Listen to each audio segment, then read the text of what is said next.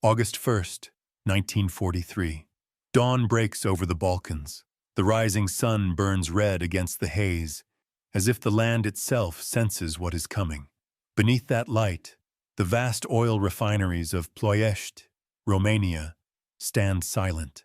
Steel towers stretch skyward, endless fields of storage tanks glint in the morning glow, and pipelines snake like veins across the earth. To Hitler, this place is no ordinary landscape. It is the lifeblood of his empire. 1/3 of Germany's oil flows from here. Without it, his tanks cannot roll, his aircraft cannot climb into the skies, and his U-boats cannot stalk the seas. But the silence is about to shatter. From the south, a distant hum begins to grow. At first, it is little more than a vibration in the air, a low thunder over the horizon. Then it swells, deep and unrelenting, until the very ground quivers. Out of the shimmering heat rise the dark silhouettes of hundreds of B-24 Liberators, flying in tight formation, wings almost brushing treetops.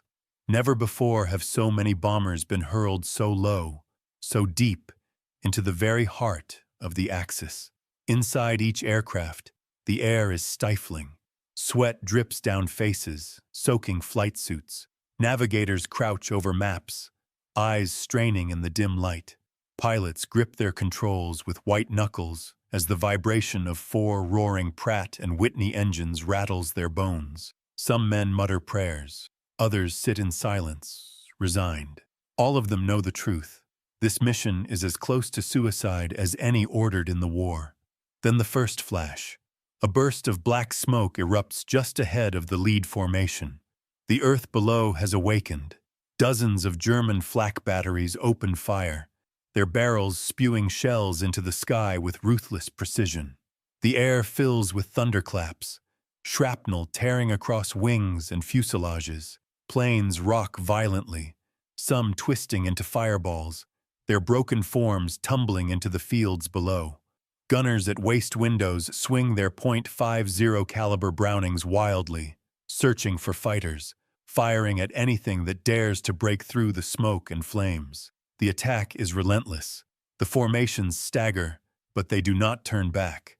Liberators drop lower, hurtling toward the refineries at treetop height. Every man aboard understands the stakes. If these oil fields survive, Hitler's armies live to fight another year. If they succeed, Germany's war machine may begin to starve. Through smoke and chaos, the Liberators roar onward. And as they close on Ploiești, the sky itself becomes a firestorm. For the German Reich, oil was more than fuel. It was survival itself. Unlike the United States or the Soviet Union, Germany possessed almost no natural reserves of petroleum. Every liter of gasoline that powered the Wehrmacht had to be imported, synthesized, or stolen. Without oil, panzers could not thunder across the steppes, Messerschmitts could not rise into the clouds, and the Atlantic wolf packs would lie stranded in their pens. That is why, in Hitler's mind, Romania was indispensable. In 1940, following pressure and promises from Berlin, Romania aligned itself with the Axis. In exchange for protection from the Soviet threat, the small Balkan kingdom opened its vast oil fields to Germany. Chief among them was Ploiești, a sprawling industrial complex of pipes, towers, and refineries, 50 miles north of Bucharest.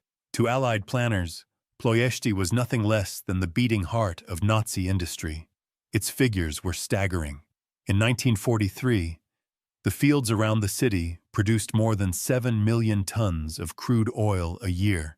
Nearly 1/3 of all the petroleum consumed by Germany's war machine flowed from this region. The refineries of Ploiești fed into the arteries of the Reich, sending fuel in endless trains and convoys to the front. It was here that Hitler's blitzkrieg gained its fire. But the Germans understood this too, and they guarded it with a ferocity unlike any other site in Europe. Around the refineries rose a fortress of steel and flame. Anti-aircraft guns, more than 200 in number, were positioned with mathematical precision. Some were hidden among the oil tanks, others mounted on tall towers to command the sky. Barrages of smoke generators were prepared to cloak the facilities in thick clouds when bombers approached, and circling above, squadrons of fighters stood ready at nearby airfields. It was, in truth, the most heavily defended target on the continent, perhaps in the world. Reports from Allied reconnaissance pilots painted a daunting picture: endless mazes of pipes and smokestacks, bristling with guns, guarded day and night. Yet the Allies knew the risk had to be taken. Destroying Ploiești could cripple Germany's armies, shorten the war, and perhaps save millions of lives. To understand the scale of this industrial giant is to understand why men would be asked to give their lives in such numbers. The refineries stretched for miles, each complex larger than many American towns. Massive cracking towers converted crude into aviation fuel. Fields of storage tanks held millions of gallons, vulnerable to the slightest spark. Railways crisscrossed the land, carrying the precious cargo outward to Germany. In the summer heat, the air itself smelled of gasoline. Every shell forged, every bullet fired, every vehicle that rolled across Europe, each depended, in part, on Ploiești. Hitler knew it. The Allies knew it. And so the stage was set. An inevitable clash between German steel and American courage, fought over the fires of Romania's oil. If Ploiești was the target, then the weapon chosen to strike it was the consolidated B-24 Liberator. Born in the fevered rush of wartime innovation, the B-24 was not an elegant machine. Where the Boeing B-17 Flying Fortress carried the aura of a graceful giant, the Liberator looked brutish, its high-mounted, long, thin wings jutting out like a predator's claws, its fuselage a slab-sided box designed with one purpose: to carry more bombs, farther and faster than any aircraft before it. In 1939, as Europe fell under the shadow of Nazi aggression, the U.S. Army Air Corps issued a challenge to consolidated aircraft: design a bomber with unprecedented range and payload. Engineers under Reuben Fleet responded with radical ideas. They gave the B-24 a unique high-aspect ratio wing, the Davis wing, so efficient that it allowed the aircraft to lift staggering loads of fuel and explosives. 4 Pratt & Whitney R1830 twin Wasp engines roared along its wings, pushing the heavy bomber at speeds greater than the B-17. Technically, the Liberator was a marvel. Its wingspan stretched 110 feet. Fully loaded, it weighed more than 36 tons. Inside, 10 men formed its crew: pilot, co-pilot, navigator, bombardier, flight engineer, radio operator, and 4 gunners. Bristling from its sides and tail were 10 to 12.50 caliber Browning machine guns, covering nearly every angle of approach. When flown in formation, a squadron of Liberators could create a storm of defensive firepower. But the B-24 was no easy companion. Pilots cursed its stiff controls and high landing speeds. Ground crews groaned at its complexity and fragile hydraulics. Veterans joked grimly that the Liberator could fly like a brick if engines failed. And yet, despite its flaws, the bomber delivered something no other aircraft could: reach. Where the B-17 might falter, the B-24 could go farther, strike deeper, and haul a heavier load of bombs to the heart of enemy territory. This endurance made it the natural choice for the most daring of missions, such as the strike against Romania. To reach Ploiești from airfields in Libya required a round trip of more than 2,000 miles, crossing seas, mountains, and enemy territory. Few aircraft on Earth could attempt such a feat. The Liberator, with its cavernous fuel tanks and relentless engines, was one of them. In the factories of America, production of the B-24 soared. At Ford's giant Willow Run plant in Michigan, assembly lines cranked out 1 bomber every hour at the peak of 1943. More than 18,000 would be built by war's end, making it the most produced heavy bomber in history. These were machines born not just of engineering, but of industrial willpower. The Liberator would go on to fight in every theater of the war, from the deserts of North Africa to the jungles of the Pacific. But at Ploiești, its reputation would be sealed in fire. It was the only bomber capable of carrying the Allied strike directly into Hitler's most precious fuel reserves. The stage was set, a machine of iron and flame, flown by men of flesh and blood, heading toward one of the deadliest targets ever assigned. The weapon had been chosen. The target was known. Now came the most dangerous part, the plan. In the spring of 1943, Allied commanders gathered in North Africa to conceive an assault unlike any before.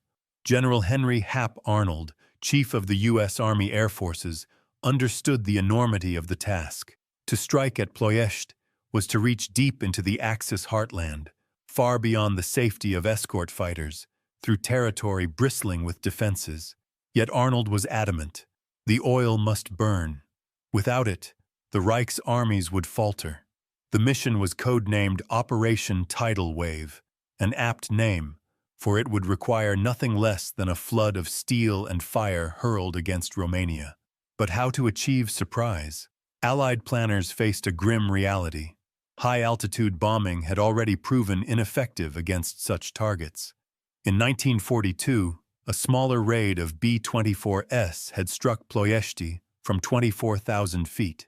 The damage was minimal. The refineries repaired within weeks.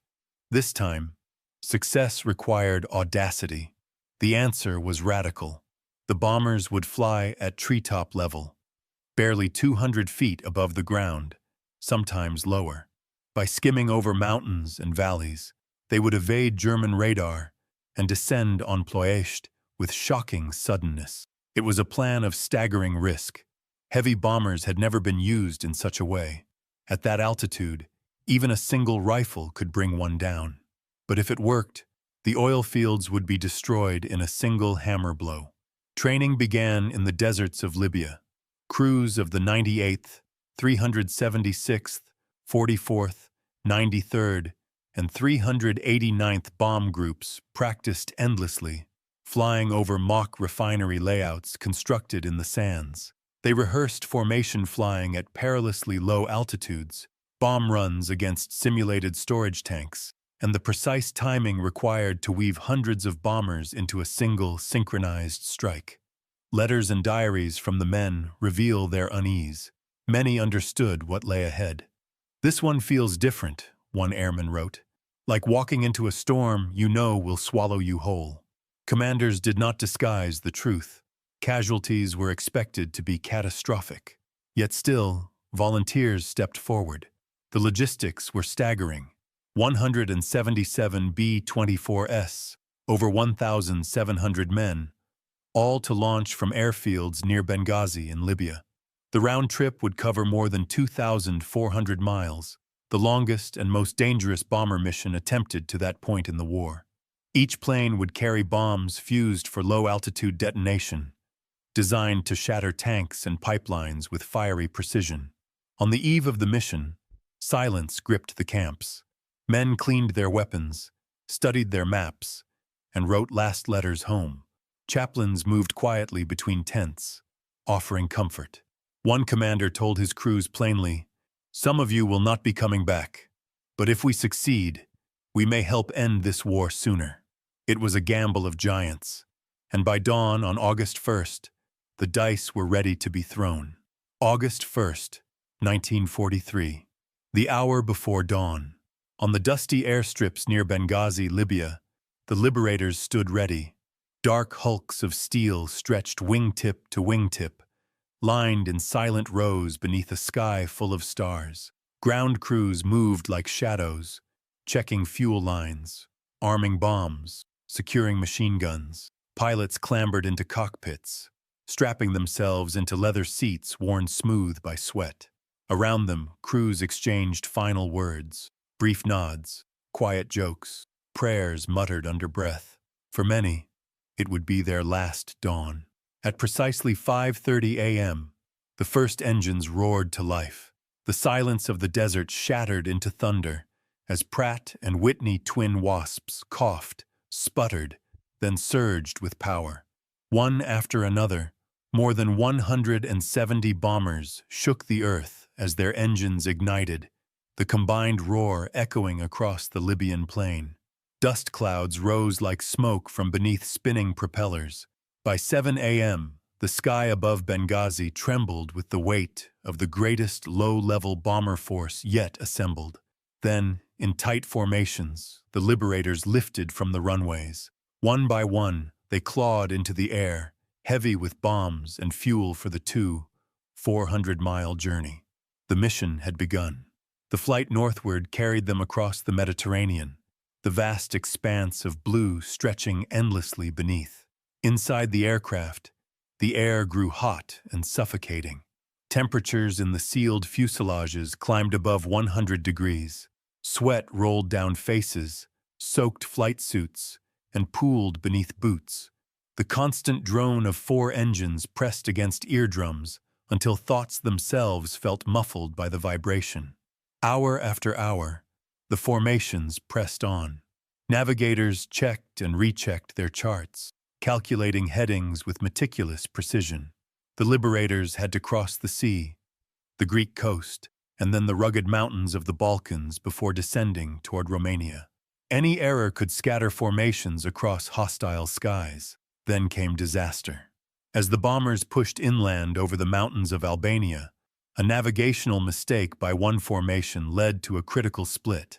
A large portion of the force veered off course, flying toward Bucharest instead of Ploiești.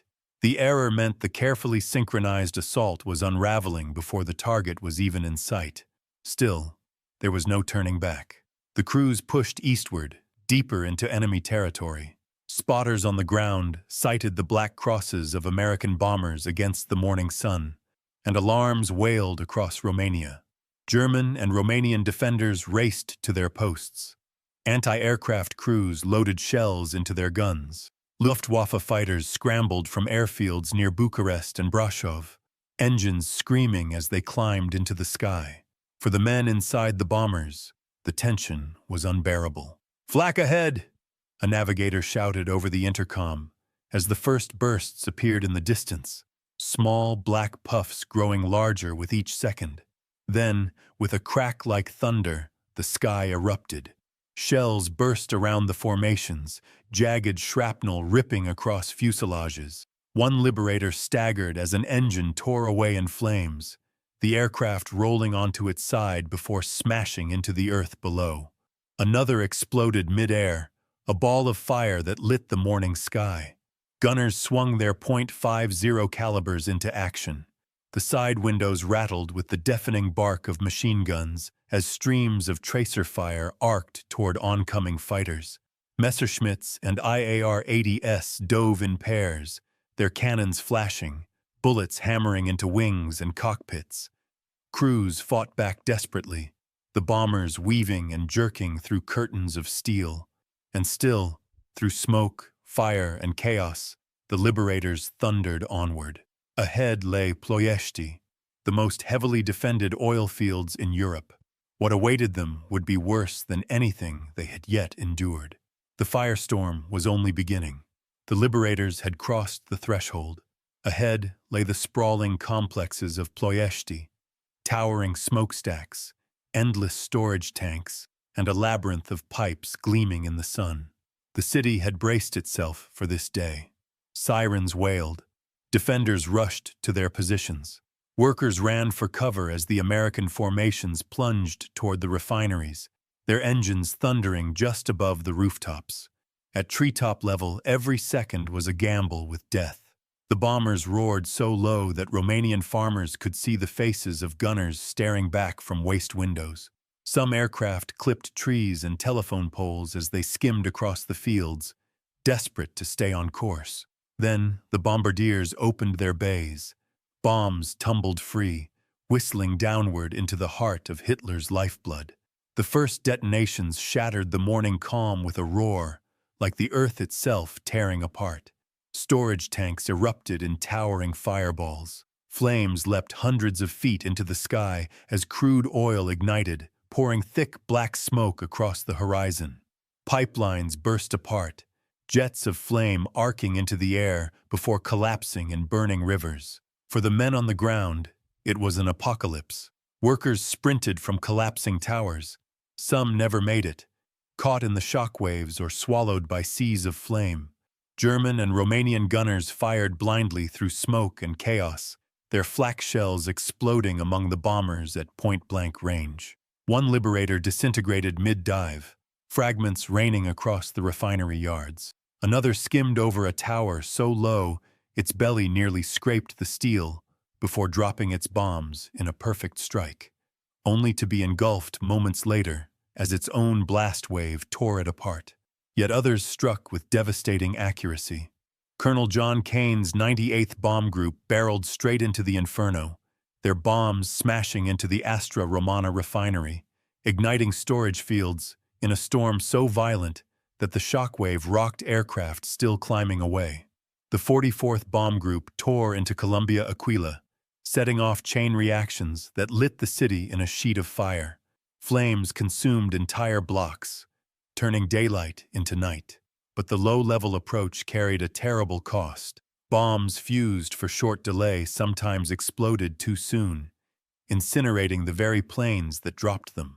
One Liberator was seen vanishing into a rising mushroom of flame, swallowed whole by the fire it had unleashed. Smoke blinded pilots, obscuring landmarks and scattering formations. Some aircraft struck the wrong targets, unleashing destruction on secondary installations or on civilian neighborhoods caught in the maelstrom. On the ground, defenders fought with grim determination. Anti-aircraft crews fired until their barrels glowed red. Romanian fighter pilots dove again and again into the maelstrom, dueling waste gunners at suicidal ranges. Civilians watched in terror as the very fuel that powered Hitler's armies exploded around them, shaking the earth for miles. Inside the bombers, the experience was surreal. Men flying through flames, the heat so intense it scorched paint and blistered skin. One crewman later recalled, "It was like flying through the gates of hell. Fire on both sides, smoke above, death below, and yet somehow we kept going." When the last bombs fell, Ploiești was unrecognizable. Refineries blazed like torches, columns of black smoke twisting skyward into the stratosphere. Roads were littered with the wreckage of shattered bombers, their crews captured or killed. For those who survived, there was no time to mourn. They banked their battered aircraft toward the Balkans, desperate to escape the cauldron. The raid had turned Ploiești into an inferno, but victory came at a cost written in fire and blood. Amid the smoke and fire of Ploiești, the numbers tell a grim story. Of the 177 bombers that launched that morning, nearly one-third would never return. More than 500 American airmen were killed, captured, or missing. Yet within that inferno, acts of extraordinary courage burned brighter than the flames themselves. Colonel John Kane, commanding the 98th Bomb Group, the famed Pyramiders, pressed his formation into the Astra Romana refinery through walls of smoke so thick that men could not see the planes ahead of them. His Liberator was raked with flak, engines coughing black smoke, yet he held his course until the bombs were released squarely on target. Kane's battered aircraft clawed back into the sky, wings shredded, hydraulic lines severed, fuel leaking into the fuselage. Somehow, he coaxed it home. For his leadership, he would receive the Medal of Honor. So too would Colonel Leon Johnson of the 44th Bomb Group. His unit bore the brunt of the defenses. Liberators blasted apart in mid-air, flames and wreckage raining over the refineries. Yet Johnson refused to waver. He led his remaining aircraft directly into the Columbia Aquila refinery, unleashing destruction even as his own bomber staggered beneath the blows. Johnson returned with fewer than half his planes, but his courage had broken through the firestorm. Countless stories echo from that day. Gunners who stayed at their stations until their Liberators disintegrated around them. Radio operators who crawled through flames to keep communications alive. Crews who bailed out into burning oil fields, only to be dragged away by Romanian villagers, some to captivity, others to unexpected mercy from locals who risked their lives to hide them. For many, the mission was their last letter home made real. Families in America would later receive telegrams in cold words, "Missing in action over Ploiești." Behind each message lay a face, a voice, a young man who had gambled everything in the hope that his sacrifice might shorten the war. The survivors carried scars that never faded. Some remembered the screams of wounded comrades trapped in wreckage. Others could never erase the sight of bombers cartwheeling into fireballs, taking friends with them. One pilot later said, "You did not fly out of Ploiești the same man who went in. You left part of yourself there, among the smoke and the ruins." The raid stands as one of the bloodiest single missions in the history of the U.S. Army Air Forces, but amid its tragedy lies its legacy, an enduring testament to the courage of men who knew the odds and went anyway. In the silence after the flames, their voices still carry whispers of bravery, echoes of sacrifice, reminders that freedom is bought not only with machines, but with the lives of those who dared. For the men of the Luftwaffe and their Romanian allies, the morning of August 1st was one of disbelief. Never before had they seen heavy bombers flying so low, skimming treetops like fighters, thundering directly into the heart of Europe's most guarded oil fields. "It was madness," one German officer remarked, and yet, madness carried out with discipline. At first, shock rippled through the defenders. Anti-aircraft crews scrambled to their guns, some still dragging ammunition crates as the Liberators roared overhead. But training took hold, the sky filled with black bursts of flak. German and Romanian gunners adjusted their aim downward, hammering away at bombers that seemed impossibly close. From rooftops, from towers, from the fields themselves, every barrel turned skyward and spat fire. Then came the fighters. Romanian IAR-80S and German Messerschmitt Bf-109S streaked into the melee, diving straight through the columns of smoke and fire to break apart the formations. Their pilots could scarcely believe what they saw. Massive bombers flying so low that some brushed chimneys and church steeples. For the Luftwaffe, the raid was both a nightmare and an opportunity. At such altitudes, bombers could not maneuver, and every pass of cannon and machine gun fire brought results. The battle raged over the refineries and the city alike. Civilians huddled in basements, listening as waves of explosions rolled overhead, the ground trembling as if the earth itself were cracking apart. To them, the sky was alive with flame, friend and foe indistinguishable in the chaos. When the smoke cleared, Hitler's fury was immediate. In his mountain retreat, reports from Romania painted a picture of devastation: storage tanks destroyed, refineries blazing, and black columns of smoke visible for miles. The Führer raged at his generals, furious that the heart of the Reich's oil supply had been struck so savagely. But anger soon turned to relief, for the truth emerged. Though the destruction was immense, much of the refinery capacity would be restored within weeks. German engineers and Romanian laborers worked without pause, repairing pipelines, erecting new towers, and bringing production back online. Still, the psychological blow was undeniable.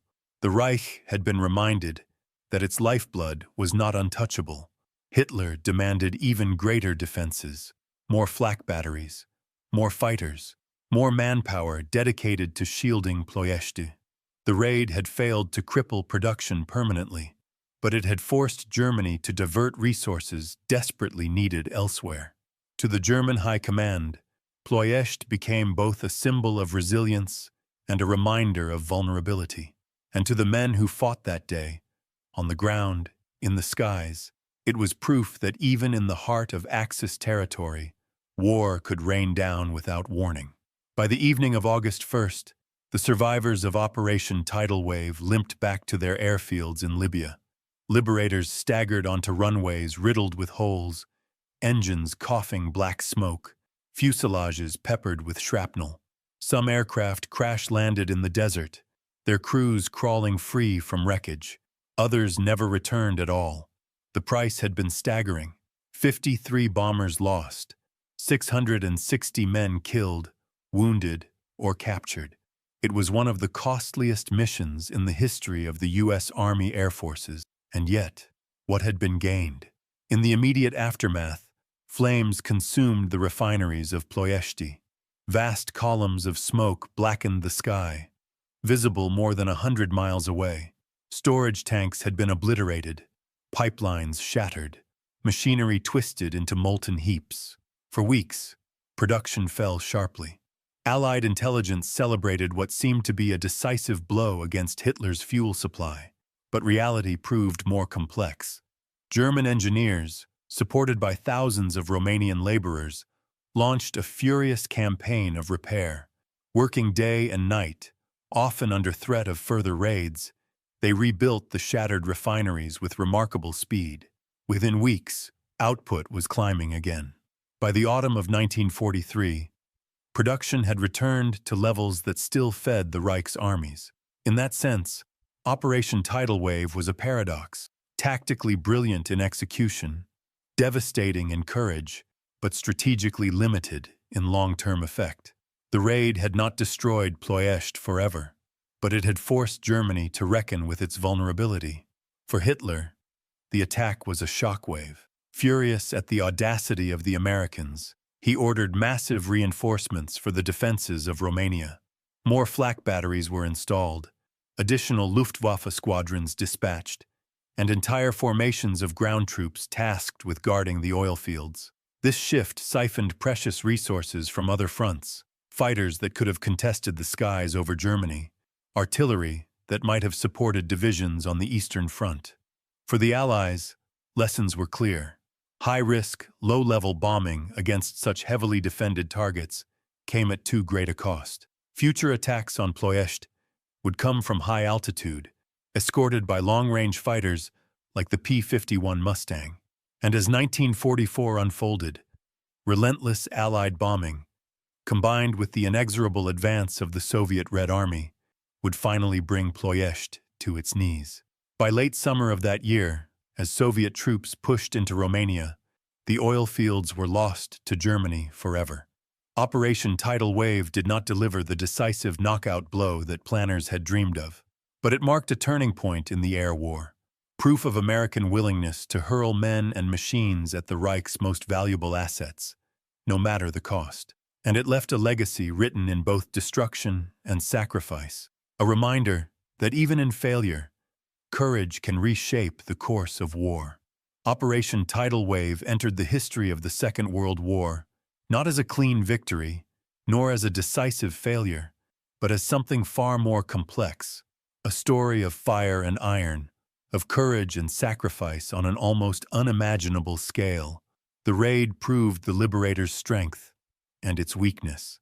The B-24 had carried American airmen farther than any other bomber could, delivering them into the heart of Axis territory. Yet its losses revealed the brutal limits of even the most advanced machines, when pitted against layered defenses and the merciless reality of war. For the men who flew into Ploiești, the legacy was personal. Survivors remembered it as the longest day of their lives, a mission in which minutes stretched into eternities. Those who never returned left behind families who would forever carry their absence. The 5 medals of honor awarded from the raid, more than for any other mission of the air war, spoke to the extraordinary valor displayed in the skies over Romania. For Hitler, the attack was a warning that no fortress, however well defended, was beyond reach. For the Allies, it was a costly but necessary lesson that industrial warfare was not won by single hammer blows, but by relentless, grinding pressure, factory by factory, city by city, until the Axis war machine collapsed under the weight of cumulative destruction. By 1944, that collapse was underway. Long-range fighters escorted new bomber streams across Europe. Day after day, the Reich's industries were pounded into rubble, and when the Red Army surged into Romania, the oil fields of Ploiești fell, denying Hitler the fuel he so desperately needed. The gamble of August 1943 had not ended the war, but it foreshadowed its outcome, the inexorable defeat of a regime built on aggression and fear. Today, the raid on Ploiești stands as both tragedy and testament. A tragedy for the hundreds of young men who did not return, for the civilians caught in the inferno, for the families left waiting for letters that never arrived. and a testament to the courage of airmen who climbed into their Liberators knowing the odds, yet flew anyway. In the end, Operation Tidal Wave was more than a strike against oil. It was a symbol that freedom's price is measured not only in steel and fire, but in the courage of those willing to face both.